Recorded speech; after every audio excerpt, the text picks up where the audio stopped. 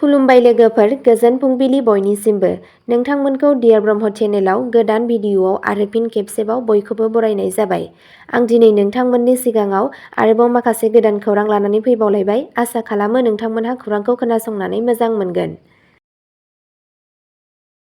दिनैनि गिबि खौराङाव दङ आसाम उफ्रा बिसायख'थि सिडली बिधान सभा बियाबाव 77.50% भट होनाय जाबाय।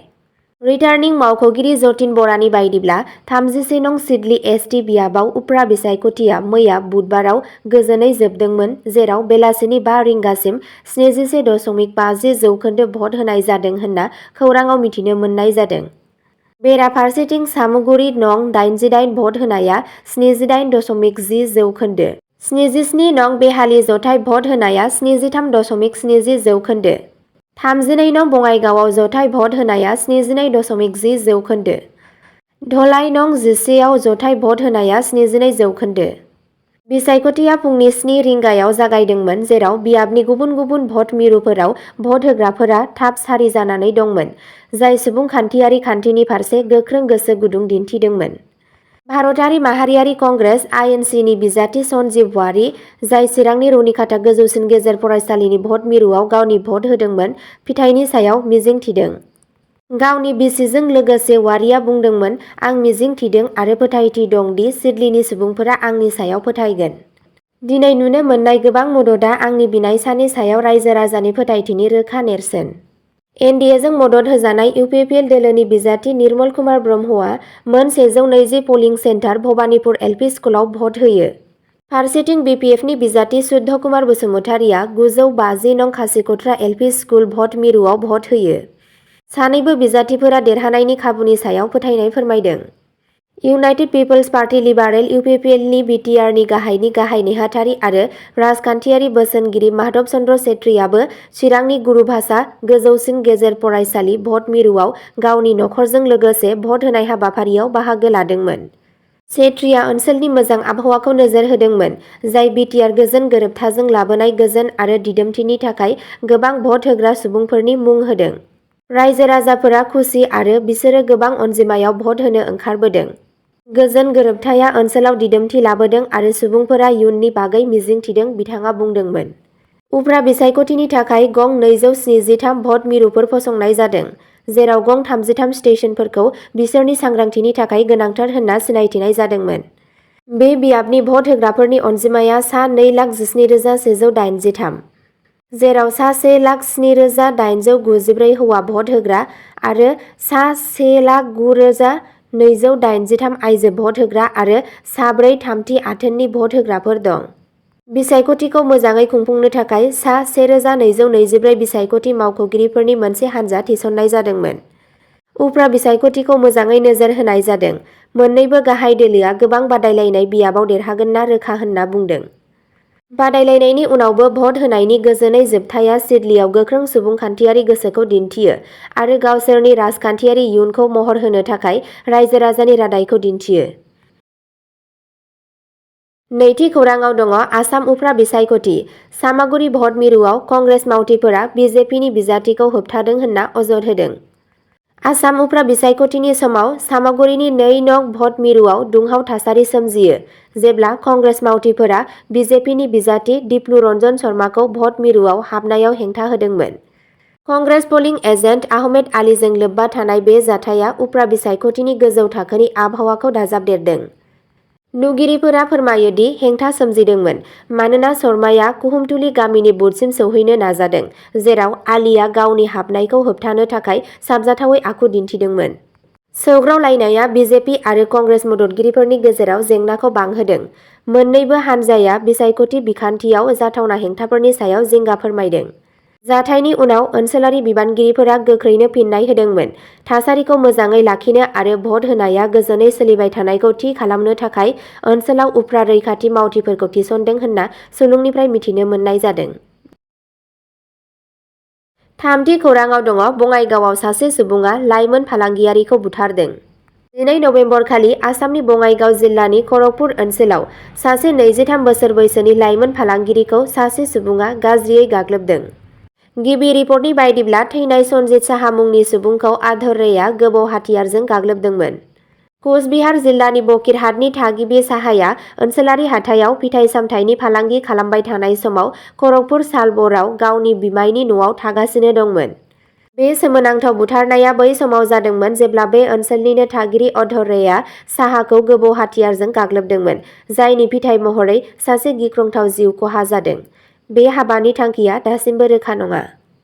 दायनि खौरांनि उनाव पुलिसनि मोनसे हानजाया जाथाय जायगायाव सौहैयो। गिबि नायबिजिरनायनि उनाव पुलिसआ अधरैखौ हमदोंमोन, जाय दा जिम्मायाव दं। बिबानगिरिफोरा बै जाथायफोरखौ नायबिजिरबाय, दायो नायबिजिरगासिनो। ब्रैथि खौराङाव दङ पुलिसआ गुवाहाटीनि हाथिगावआव 10,000 याबा टेब्लेट हेर'इन जब्द खालामदों, साबाखौ हमदों। 12 नबेम्बरखालि गुवाहाटीनि हाथिगावआव गोबां बिबांनि होबथाजानाय याबा टेब्लेट आरो हेर'इनखौ जब्द खालामनायनि उनाव सासे आइजोजों लोगोसे गासै 5 ड्राग्स फालांगिरिफोरखौ हमनाय जादों। तेजपुर पुलिस थानानि मोनसे इजिपिडिनि हानजाया हाथिगावनि नाहरनि पदआव थानाय सेन्ट्रेल गेस्ट हाउसआव सिग्रोमदोंमोन, जायनि जाहोनाव मोनबा साबोननि बाक्सुनि सिङाव दोनखोमानाय 10,000 याबा टेब्लेट आरो 11 ग्राम सन्देह गोनां हेर'इनखौ हमनो हायो। अपारेशननि फिथाय महरै आयेन बेरेखा फालांगिजों लोब्बा थानाय 5 सुबुंफोरखौ खानाय जादों, जेराव सरथेबारिनिफ्राय 45 बोसोर बैसोनि महम्मद हासुम मिया, 40 बोसोर बैसोनि बिलासिपारानिफ्राय आमिना खातुन, पथरखान्थिनिफ्राय 27 बोसोर बैसोनि अकमल हुसैन आरो करिमगन्जनिफ्राय 24 बोसोर बैसोनि यहिया आहमेद दंमोन। फेग्रा मुवानि अनगायैबो पुलिसआ गंब्रै मबाइल फन आरो नोगोद 5,000 रां बोखांनो हायो, जाय सन्देह गोनां सुबुंफोरखौ आयेन बेरेखा हाबाफोरजों फोनांजाबो। बिबानगिरिफोरा ओनसोलाव फेग्रा मुवा फालांगिखौ होबथानो थाखाय सोलिबाय थानाय नाजानायनि बाहागो महरै हमजानाय सुबुंफोरनि बेरेखायै आयेनारि हाबाफारि जागायदों। बाथि खौराङाव दङ धुबुरीयाव ट्राक आरो बासनि गेजेराव मोगा-मोगि सौग्रावलायनायाव सासेनि जिउ खहा, 4 जोखोम, फरायसाफोरा सोमावसारदों। 13 नबेम्बरखालि धुबुरीनि डमरद'आव गंसे बास आरो ट्राकनि गेजेराव मोगा-मोगि सौग्रावलायनायनि जाहोनाव सासे सुबुंनि जिउ खहा जायो आरो गुबुन 4आ गोब्राबै जोखोम जायो। हायुंआरि राजा लामायाव जानाय बे सौग्रावलायनायाव गंसे ट्राक आरो गंसे बासआ मोगा-मोगि जाब्रबथायाव गोग्लैयो, जायनि फिथाय महरै गंनैबो गारिया जोबोद खहा जायो। थासारिखौ सामलायनो आरो थासारिखौ मोजाङै लाखिनो थाखाय मोनसे पुलिस हानजाखौ थाबैनो जाथाय जायगायाव दैथायहरनाय जादों, मानोना फरायसाफोरा लामाखौ होथेदोंमोन आरो धर्ना होनाय जागायदों। जोखोम जानाय सुबुंफोरनि गेजेराव डुमरद फरायसालिनि गाहाय फोरोंगिरिबो दंमोन, जायनि अबस्थाया गोब्राब जानानै दं। गुबुन जोखोम जानाय सुबुंफोरखौ फाहामथायनि थाखाय धुबुरी मेडिकेल कलेजाव लांनाय जादों, जेराव बिसोरनि गेजेराव 3 दायो फाहामथाय लागासिनो दं। बबेखानि जतिन रय मुंनि सासे फरायसाया जायगायावनो जिउ गोमायो। फरायसालिनि फरायसाफोरा दुखुनांथाव जाथायजों नुनायाव दुखु मोननानै राहा लानाय आरो साबसिन लामा रैखाथि राहाफोरनि दाबिजों हेंथा दिन्थिफुंनायाव बाहागो लादों।